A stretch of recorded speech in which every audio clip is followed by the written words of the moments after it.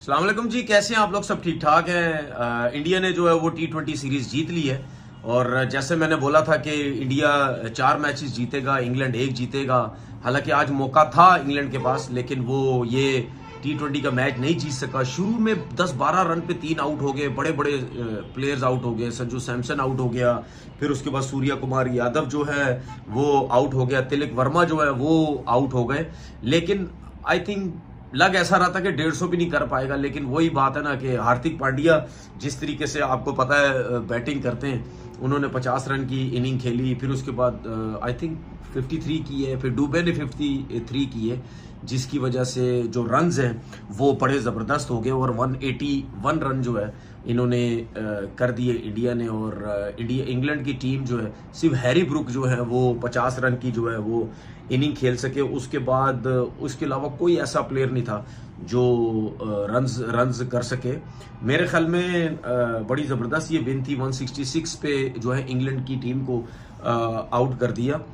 एक इसमें मैं आपको हमेशा बोलता हूं कि जो आईसीसी के रूल होते हैं ना, वो कुछ रूल होते हैं जो मुझे मेरी समझ से बाहर है कि ये रूल्स है क्या। क्योंकि ये कंकशन सब की जो अगर मैं बात करूं, देखें हर्षित राणा जो है वो प्लेइंग 11 में नहीं थे, ठीक है, वो 11 प्लेयरों में नहीं थे। और इंडिया की टीम पहले कर रही थी बैटिंग। अब इंडिया की टीम जब बैटिंग कर रही थी, डुबे का बॉल लगा, वो फील्ड में नहीं आ सका, उसने 53 रन्स की इनिंग खेली है, ठीक है। उस 53 से इंडिया को फायदा हो गया क्योंकि वो तो बैटिंग कर रहा था।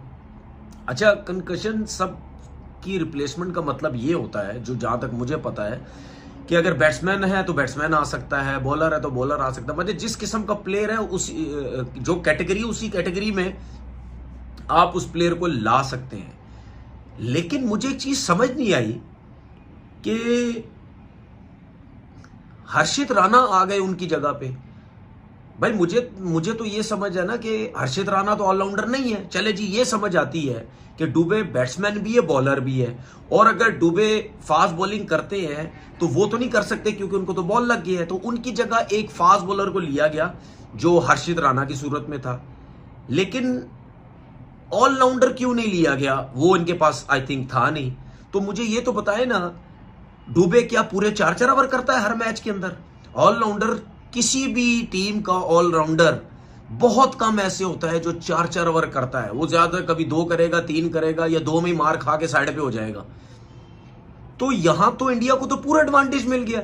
या तो डुबे बाहर गया था तो कहीं ना कहीं ऐसा प्लेयर आता कि भाई अगर उसका ऑलराउंडर उस जैसा सेम प्लेयर नहीं है, ऑलराउंडर नहीं है, तो आप किसी बैट्समैन को भेज देते कि उससे फील्डिंग में इंडियन टीम को कोई एडवांटेज ना होता। जो मुझे ऐसा, मैं जहां तक समझता हूं कि अगर आपकी रिप्लेसमेंट भी आती है कंकशन सब में, उस रिप्लेसमेंट से भी जो मुझे लगता है कि इतना ज्यादा उस टीम को फायदा नहीं होना चाहिए कि अगर आप रिप्लेसमेंट भी जो है वो लेके आ रहे हैं, ठीक है ना। अब मुझे एक बात बताएं ना, अगर किसी मैच में कोई प्लेयर रनिंग नहीं कर सकता तो आप उसको रनर भी नहीं लेने देते। क्यों नहीं रनर लेने देते आप? क्योंकि रनर तो इस वजह से नहीं लेने देते ना, आप कहते हैं कि जी ये तो तेज तेज भागेगा, जो भाग नहीं पा रहा वो बैट्समैन वो 1 रन लेगा, जो बाकी जो फिट हुआ वो दूसरे के साथ मिलकर 2-2, 3-3 रन ले लेगा। तो इसीलिए रनर नहीं लिया जाता ना। वो कहते हैं जी बस जैसा तैसा भी आप खेलो या भागो, जो करना है करो। वो इसी तरीके से मुझे नहीं समझ आई ये किस किस्म का ये रिप्लेसमेंट लिया गया। उसने पूरे 4 ओवर कर दिए, और वो स्पेशली जो है वो आखिरी ओवर वैसे ही अच्छे करता है। तो अगर वो हर्षित नहीं होता या डुबे ने बैटिंग कर ली थी, अगर उसकी रिप्लेसमेंट का कोई प्लेयर नहीं था उस जैसा सेम, तो सिर्फ बैट्समैन लाना चाहिए था। ना वो बॉलिंग कर सकता, ना वो स्पिन कर सकता, ना कुछ, सिर्फ फील्डिंग करता और कैच करता। ये थोड़ी बहुत जो हेल्प हो सकती थी कंकशन सब की, वो तो अब आप देखो ना, प्लेइंग 11 में हर्षित राणा है नहीं। और इंडियन टीम की पहले नंबर से लेकर 11वें नंबर तक बैटिंग भी हुई, बॉलिंग भी हुई, सब कुछ हुई, और 12वां जो था हर्षित राणा था।